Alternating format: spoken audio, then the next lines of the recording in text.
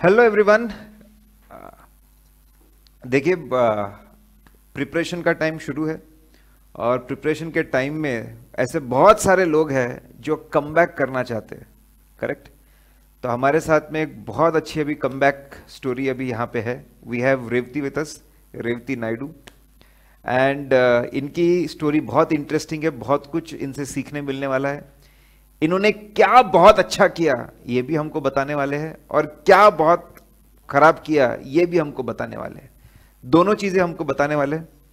Late me first introduce Revathi. Revathi को मैंने CPT से देखा हुआ है। One of the very bright, intelligent student, good student. CPT में भी अमंगस्ट टॉपर्स रह चुकी है, आईपीसीसी में भी अमंगस्ट टॉपर रह चुकी है। लेकिन फाइनल में what makes this story very interesting and very interesting case study and learning for all of us, कि फाइनल्स में इन हर फर्स्ट अटेम्प्ट शी फ्लंक्ड। और ये एक बहुत बड़ी बात होती है। जो टॉपर रह चुका है, टॉपर रहने के बाद में फ्लंक करना, ठीक है, और फ्लंक होने के बाद उसमें से कैसे बाहर निकल के आना, it is very interesting thing, बहुत इंटरेस्टिंग है। तो ये अपने पहले एग्जाम में फ्लंक हुए। 19.5 मार्क्स थे इनको डीटी में, अराउंड 27 मार्क्स थे लॉ में, 27 मार्क्स थे आपको लॉ में। तो ये सब फ्लंक होने के बाद इससे बाहर निकलना और निकल के 497 500 मार्क्स स्कोर करना सीए फाइनल में, that is 24th, equivalent to 24th rank. 24th rank वाले को जितने मार्क्स आते उतने मार्क्स इन्होंने स्कोर करके लाना, ठीक है। I think that was phenomenal. And क्योंकि मैं इनको पहले से जानता था, तो मैं तो बोला कि ये जो भी चीजें आपने किए हैं ये सब बच्चों के सामने आना चाहिए, and you should become again source of inspiration for everyone. So we have Revathi with us. Revathi, तो आप बताना शुरू करिए एक एक करके। मैं चाहता हूं कि ज्यादा पॉइंट्स नहीं रखे ताकि बच्चे कुछ ही चीजों पे ज्यादा ध्यान दें।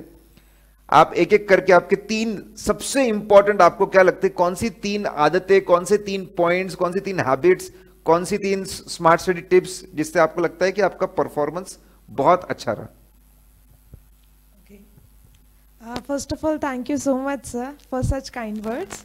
I'm top 3 changes which I made from difference जो last attempt से इस attempt में आए, तो that I would like to discuss.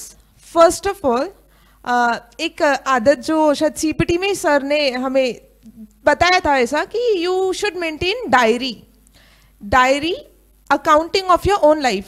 That means 24 घंटे तुमने कहाँ पे यूटिलाइज किए।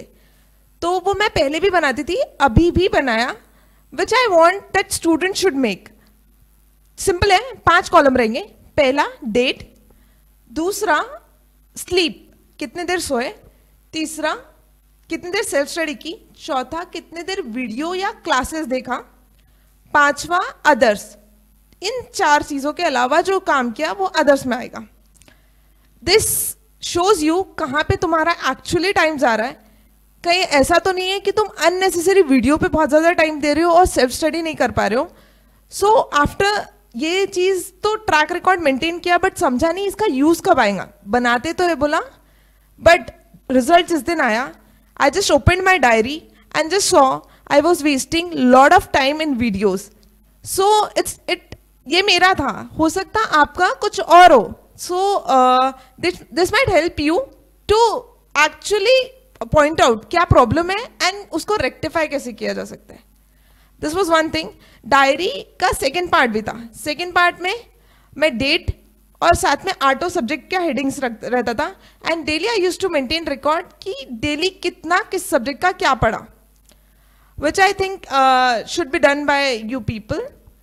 Second change was, first change पे मैं भी थोड़ा सा डिस्कस कर रहा था उस पर। तो फर्स्ट इसमें डायरी के बारे में ऐसा है कि जब मैंने भी शायद सीपीटी में डिस्कस किया था कि बच्चों को बहुत कुछ करना होता है, ये बनना है, ये सब कुछ करना है, लेकिन शायद समय उसमें डालते नहीं है। ये diary will be a I opener कि सही में आप कर क्या रहे हो अपने लाइफ के साथ। जिस दिन आप देखते हो कि आपने अदर्स में आपके 10 घंटे चले गए और पढ़ाई में आपके 2 घंटे थे, जिस दिन ये आप देखोगे उस दिन रियलाइज करोगे कि आप चाहते कुछ हो और करते कुछ और हो। So this diary will be eye opener कि आप सही में अपने गोल्स के प्रति बराबर समय दे रहे हो कि नहीं दे रहे हो, and you will take a corrective action. At least इससे रियलाइजेशन शुरू हो जाएगा। You will start realizing things. आप रियलाइज करने लग जाओगे चीजों को कि मैं गलत जा रहा हूं, where I am going wrong. और बहुत इंपॉर्टेंट जैसे बोला कि वेरिएंस एनालिसिस है। किसी दिन नींद कम हुई और पढ़ाई भी कम हुई, आपको समझ में आ गया अरे यार कि ये वेरिएशन था, आज कम नींद हुई थी इसलिए दिन भी अच्छा नहीं गुजरा। इतना इंपॉर्टेंट एनालिसिस आप कर सकते हो उससे, lot of important analysis. In fact you told me कि आपके डायरी का दूसरा पार्ट भी था, सेकंड पार्ट में था जिसमें आप यू वेयर राइटिंग कि रोज मैंने क्या क्या कवर किया, राइट। तो वो भी हिस्टोरिकली दिखता है कि पढ़ाई की स्पीड कैसे चल रही है, क्या चल रहा है, वो भी समझ में आता है। And one very important thing, जब वो अपने पहले अटेम्प्ट में पास थे तो उन्होंने ऐसा देखा, she is from the new course, ठीक है, न्यू कोर्स थे और न्यू कोर्स के अंदर इनिशियली क्या पढ़ना उसमें बिल्कुल क्लैरिटी नहीं थी। तो she said she spend lot of time, she collected lot of clutter. मैं ये भी वीडियोस देखूं, वो भी वीडियोस देखूं, ये भी नोट्स ले लूं, वो भी नोट्स ले लूं, उसमें बहुत सारा समय गया। तो आई थिंक बहुत ही इंपॉर्टेंट यहाँ पे लर्निंग डायरी से जो उनको निकल पा चला, मैंने शायद पहले भी ये बोला कि आप एक चीज फॉलो करो और पूरे दिल से उसको फॉलो करो। Follow one thing. आप एक ही कॉन्सेप्ट, एक ही चैप्टर के ऊपर 4 नोट्स पढ़ रहे हो, 4 अलग अलग वीडियोस देख रहे हो, don't be confused. That is what may be you wanted to say, correct? आज ही डिसाइड कर लिया एग्जाम के एक दिन पहले कौन सी बुक रेफर करना है, may be for different chapters अलग अलग फैकल्टी हो, बट आज ही डिसाइड हो जाए आखिरी दिन पे क्या देखना है।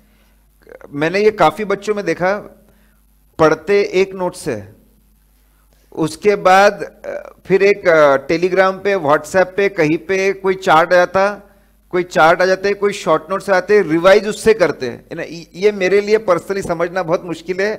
हाउ कैन एनीवन डू पढ़ना एक नोट से और रिवाइज करना दूसरे से? I think that is suicidal मेरे हिसाब से। अब बचपन में हम भी थे तो जो नोट से पढ़ा, मेरी नजर बैठी हुई है लेफ्ट पेज पे क्या है, राइट पेज पे क्या है, क्या मार्किंग करके रखी है, क्या एग्जाम्पल लिखा है, उसी से रिवाइज करना चाहिए। तो मेरे ख्याल से आज के डेट में बच्चों का लाइफ बहुत क्लटर्ड हो गया है।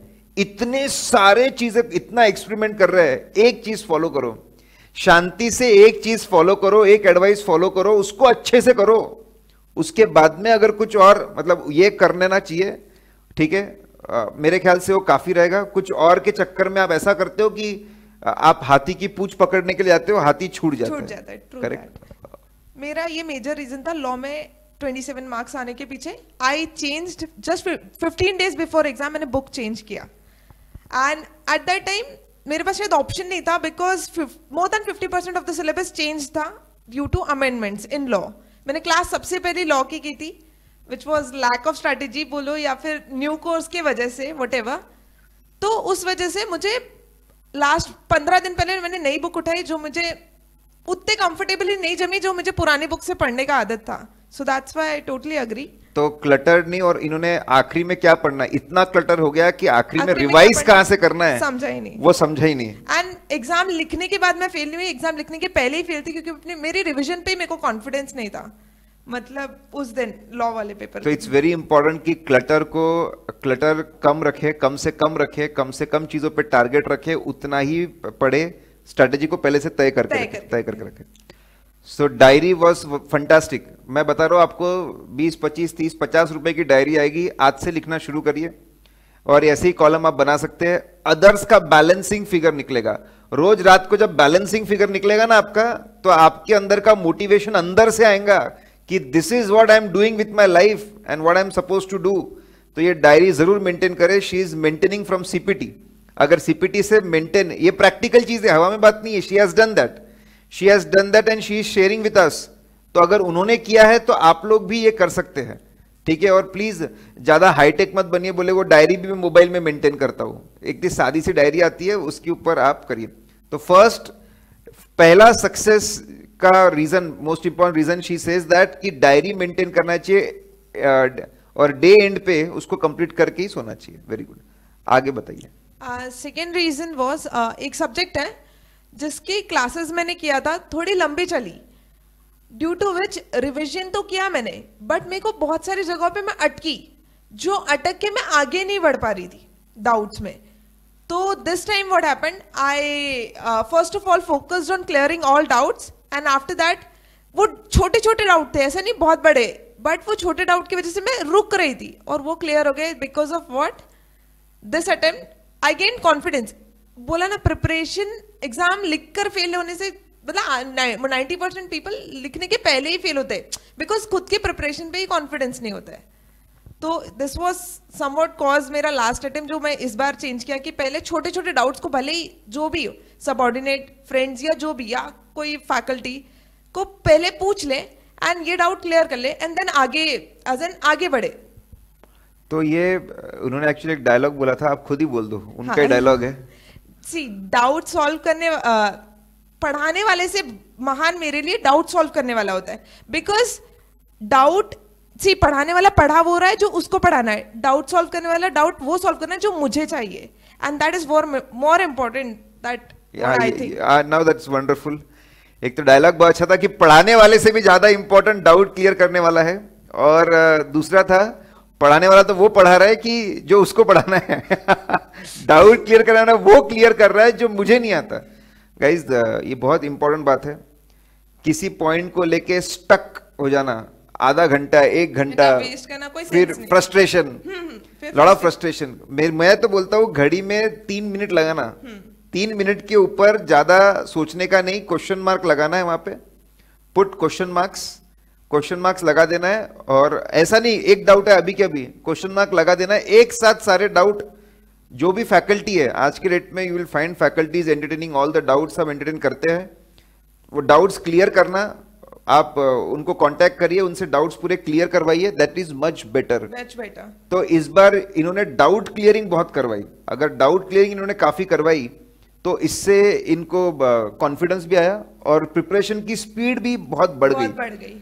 सो गाइज डाउट क्लियरिंग, और मैं ऐसा ही बताया कि डाउट क्लियरिंग बहुत करो, बहुत इंपॉर्टेंट चीज है. डाउट में भी मुझे एक चीज लगती है, कई बार हम छोटी छोटी चीजों पे अटक के रुक जाते हैं, उस पे इमीडिएटली हमको रुका नहीं जाता, कॉल करना रहता है इमीडिएटली. बट वो एक डाउट के लिए हम आधा घंटा वेस्ट कर देते हैं, उसके बाद अदर डिस्कशंस भी चालू हो जाते हैं. इंस्टेड ऑफ दैट पूरे दिन का डाउट कलेक्ट करें एंड देन डिस्कस करें, वो पूरे डाउट ही शायद आधे घंटे में क्लियर हो जाए. तो दिस चेंज इज व्हाट बोला, मतलब पिछली बार से मैंने इस बार किया कि मैं एक डाउट को नहीं क्लियर करने पे फोकस करती थी, मैं बहुत सारे डाउट एक साथ एक्यूमुलेट करके क्लियर करती थी. तो इसमें आप, इन्होंने एक बात बताई थी, वो भी ऐड कर लेते हैं, एक पॉजिटिव के साथ में. आप आपके फोन की बात भी बता दीजिए. This time what I started, मैं फोन, पिछली बार मैंने पूरा सोशल मीडिया हटा दिया था, WhatsApp, Facebook, everything I deleted. तो आखिरी तक ऐसा हो रहा था, कुछ इंपॉर्टेंट बातें मेरे तक पहुंच भी नहीं रही थी और मैं एकदम वर्ल्ड से दूर होने लगी थी, मतलब ऐसा आइसोलेट होने लगी थी. बट दिस टाइम मैंने ऐसा कुछ भी नहीं किया. What I used to do, मैंने जस्ट फोन घर पे रखना चालू कर दिया. तो इससे होता क्या था, फोन अगर आया तो घर वाले बोलते थे घर पे नहीं है. मुझे पर्सनली झूठ बोलने आता नहीं है, या फिर बहुत तकलीफ होती है झूठ बोलने में. तो घर वाले झूठ भी नहीं बोल रहे कि मैं बाहर गई हूँ, और मतलब काम भी हो रहा है कि मेरे को बीच बीच में डिस्ट्रैक्शन नहीं आ रहा है. फोन रहता नहीं तो दिमाग में आता ही नहीं कि फोन हाथ लगाना है. तो this was thing which I did. ये भी मुझे, जैसे बहुत सारे बच्चे जो है कि अपने स्मार्टफोन में से एप्स निकाल देते हैं, या फिर छोटे ब्लैक एंड व्हाइट पे, तो इनकी स्ट्रैटेजी तो उससे भी आगे थी, फोन ही घर पे रख दो, फोन ही घर पे रख दो. और मैं ऐसा बोल रहा हूँ कि पुराने जमाने में भी फोन नहीं थे, तभी लोग ठीक है जीवित थे, जीते थे. हमारे टाइम पे कोई फोन नहीं थे, हम क्लास भी आते थे और क्लास से घर भी आते थे. इतना कोई इनसिक्योर होने की जरूरत नहीं होती. लगा तो किसी का बाजू वाले का फोन भी अपन ले सकते कभी लगा तो फोन रख दिया. क्योंकि अगर फोन होता है तो फोन आता है तो अपना थॉट प्रोसेस जाता ही जाता है कि भाई किसी का फोन आया, अब इसको ना कैसे बोलूं, इसको रीजन क्या दूं. या फिर उन्होंने बोला कि जैसे डाउट से बात निकली, अब भी फोन लगाते, अब भी एसएमएस करते, अब भी फोन करते कि क्या डाउट है. तो मुझे लगता है ये फोन बहुत ज्यादा रीजन है एंग्जाइटी का, इन्होंने फोन ही दूर रख दिया. इन्होंने और एक बात शेयर की कि भाई फोन बोले अच्छा है सर, रेडिएशन से भी दूर रहते हैं। तो मुझे बहुत अच्छा लगा, फोन ही नहीं चाहिए, ब्लैक एंड व्हाइट फोन भी छोड़ो, फोन ही भी नहीं चाहिए। मैंने वो लाइब्रेरी जाती थी मैं, रीडिंग रूम, तो वहां पे जो सर थे उनका नंबर दे दिया था घर वालों को, बहुत ही इमरजेंसी लगा तो इधर कॉल कर लेना, एंड मेरे को अगर लगा तो मैं उधर से कॉल कर लूंगी आप लोग को करके। वेरी गुड, तो बहुत बढ़िया। देखो बहुत इंपॉर्टेंट चीज है, पहली डायरी थी, डायरी में से बात निकली कि बहुत सारे अनवांटेड कंटेंट जमा कर लिया था, ठीक है। दूसरी खास बात निकली, second important thing was doubt clearing, और डाउट क्लियरिंग से और एक बात निकला कि फोन ही बाहर रख दो, बेस्ट है। एंड ऐसा नहीं मैंने फोन यूज करना बंद कर दिया, मैं घर आके आधा घंटा ऐसे फोन चलाती थी, चाहे सब कुछ व्हाट्सएप फेसबुक मेरे को जिससे फोन पे बात करना सब कुछ, लेकिन आधा घंटा एटलीस्ट मेरा दिन भर का वो जो बीच बीच के जो 5-5 मिनट मिला के मेरा 1 घंटा हो जाता था, वो आधा घंटा हो गया था। Okay, very good very good. अब आगे बढ़ते, आगे बताइए।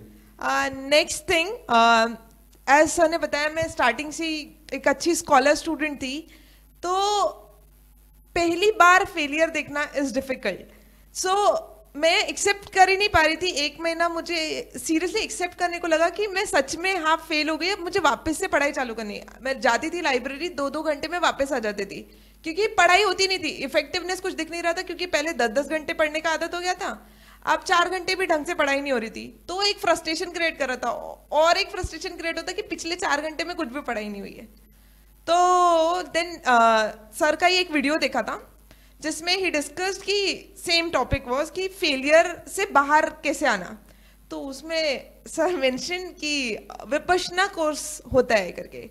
So that time he told कि 10 दिन का इन्वेस्टमेंट बहुत बड़ी चीज है which you should not do, but I thought कि 10 दिन मेरे ऐसे भी प्रोडक्टिव कुछ भी नहीं हो रहे, सो बेटर देन दैट, सोचने में टाइम वेस्ट करने से अच्छा एटलीस्ट कर लेते, कुछ तो चेंज लाएगा। सी हम देखते हैं लोगों को 1 घंटा मेडिटेशन करके लोग अपने मतलब माइंड पावर इतना इंक्रीज करते, ये 10 दिन 11 घंटे मेडिटेशन तुमको करा रहे हैं, तो कुछ नहीं तो एटलीस्ट फोकस तो बढ़ जाएगा। This was my objective behind registering for Vipassana. Then I started researching, somehow convinced my parents. Vipassana is a meditation technique in which 10 दिन के लिए आपको उधर ही स्टे करना पड़ता है। 10 दिन का कोर्स होता है in which वो लोग 11 hours a day meditation होता है, and due to that मेरा सबसे ज्यादा, मैं ना बहुत जल्दी एंजाइटी सवार हो जाता था, मतलब प्रेशर हैंडलिंग मुझे नहीं आता था बिल्कुल भी, which विपश्यना के वजह से which I gained control over. What happened? Last time मैं लॉ का पेपर में मैं पूरी तरह से ब्लैंक हो चुकी थी, सेम थिंग हैपेंड इस टाइम भी आईडीटी के पेपर में, but due to Vipassana I started as an 2 minute रुका, पानी पिया, and then started recollecting, and mind my words guys, याद आ जाती है चीजें, वो जस्ट मोमेंट्री होता है, वो एंजाइटी की वजह से हम लोग ब्लैंक फील करते हैं। तो this was the thing. Secondly मेरा फोकस बहुत बढ़ गया, जिसकी वजह से मेरी एफिशिएंसी 3 गुना बढ़ गई। Third thing, memory power of course increases when you are and that is something which is to be practiced regularly. तो दो मैं वो नहीं कर पाई, in replacement of that I started yoga classes daily. So it's like some or the other thing you have to do for, see, mind का health is important, so तुमको भी थोड़ा केयर करना पड़ेगा। तो इसीलिए मेडिटेशन और योगा में जो था मैं फॉलो करती थी, आखिरी तक फॉलो किया। नहीं, this is Vipassana, I strongly recommend कि करना चाहिए, ठीक है। और इतना अगर टेरिफिकली अगर इंक्रीज है प्रोडक्टिविटी में तो डेफिनेटली करना चाहिए। 10 दिन विपश्यना के लग सकते हैं, लेकिन अगर आपके अंदर एज अ पर्सन चेंज आ रहा है, every second if you can make it more productive, why not 10 days? अगर आप हर सेकंड को बहुत प्रोडक्टिव बना सकते हो तो क्यों ना 10 दिन दे इसमें और खुद को बहुत ज्यादा प्रोडक्टिव बनाएं।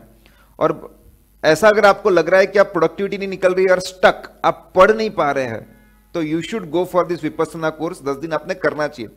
अगर आप नहीं भी कर पा रहे, अगर आपको लगता है इतना बड़ा प्रॉब्लम नहीं है, तो आप कम से कम दिन में 1 घंटा तो दीजिए। मैं बोलता हूं 1 घंटा पढ़ाई कम की तो चलेगा, लेकिन 1 घंटा 15-20 मिनट वॉकिंग को दिए, 40-45 मिनट्स आपने मेडिटेशन को दिए, करना ही करना चाहिए। उससे जो आपकी प्रोडक्टिविटी बढ़ेगी जबरदस्त है। ये बहुत इंपॉर्टेंट चीज है। बहुत से और इन्होंने जो समझाया, आज एवरीवन इज हैविंग एंग्जाइटी, कुछ नहीं आया एंग्शियस हो गए, अब कैसा होगा, पेपर में कुछ नया एंग्जाइटी हो गई, अब क्या होगा, ठीक है, बेचैन हो जाते हैं, बहुत ज्यादा बेचैन हो जाते हैं। तो वही थॉट्स बार बार आ रहे हैं। तो विपස්සना करिए, और विपස්සना अगर नहीं कर पा रहे, अगर प्रैक्टिकल, बहुत सबके अलग अलग प्रॉब्लम्स होते हैं, तो मेडिटेशन दिन में 1 घंटा तो करना ही करना चाहिए। अगर प्रॉब्लम ज्यादा है तो स्ट्रांगली रिकमेंडेड है, गो फॉर विपස්සना। 10 दिन की पढ़ाई कम हुई तो भी चलेगा, तो भी चलेगा, और अगर नहीं तो 1 घंटा तो आपने उसको देना ही चाहिए। I think all these stories, ये सारी चीजें, पहली डायरी वाली बात हो, या फिर आपकी डाउट क्लियरिंग वाली बात हो, या फिर आखिरी में विपස්සना और मेडिटेशन वाली बात हो, ये तीनों भी बहुत ज्यादा, ये मैं हम लोगों, I was discussing with her कि बहुत सारे नहीं, जो एकदम क्रिटिकल वाले लगते हैं कि इससे मेरे ओवरऑल रिजल्ट में फर्क पड़ा, वही एज अ गाइडेंस हम लोग बच्चों को प्रोवाइड करना चाहते हैं। So that was wonderful Revathi. And lastly I just want to, I would like you to express हमारे साथ में कैसा एक्सपीरियंस रहा। सर कि मैं स्टूडेंट सीपीटी से हूँ, I studied economics in CPT, then IPCC अभी right now I don't teach, that was way back I used to teach, अभी सिर्फ as was last batch and then IPCC में sir ने मुझे अकाउंट्स और audit पढ़ाया, एंड अकाउंट्स की भी शायद हमारी लास्ट बैच थी, एंड देन ऑडिट फाइनल में भी ऑफ कोर्स सर का ही ऑडिट पढ़ा। IPCC में I got 73 in audit, and ऐसा नहीं मैंने बहुत पढ़ा था। ऑडिट का प्रॉब्लम क्या है, सब्जेक्ट में इंटरेस्ट नहीं आता। सो आई वांटेड समवन जो मुझे सब्जेक्ट में इंटरेस्ट लाके दे, बाकी तो मैं पढ़ लूंगी, क्योंकि थ्योरी सब्जेक्ट ऐसा होता है जो कोई फैकल्टी तुमको याद करा के भी ना, तुमको पढ़ा के भी क्या पढ़ाएगा ऐसा, बट अल्टीमेट मेहनत तुमको करनी है। बट एक होता है सब्जेक्ट में इंटरेस्ट जगा दे, जो सर बहुत अच्छी तरीके से ऑडिट में मेरे लिए थे। So that was something. After that तो all your efforts as an, तो for that I always admire him. I was happy कि उनका, she was already a good student. Interest, she wanted practical examples, practical चीजें कैसा हो रहा है, क्यों हो रहा है, तो मुझे लगा कि वो, I think we are able to do that. और चाहे ना चाहे, memorisation is part of the subject.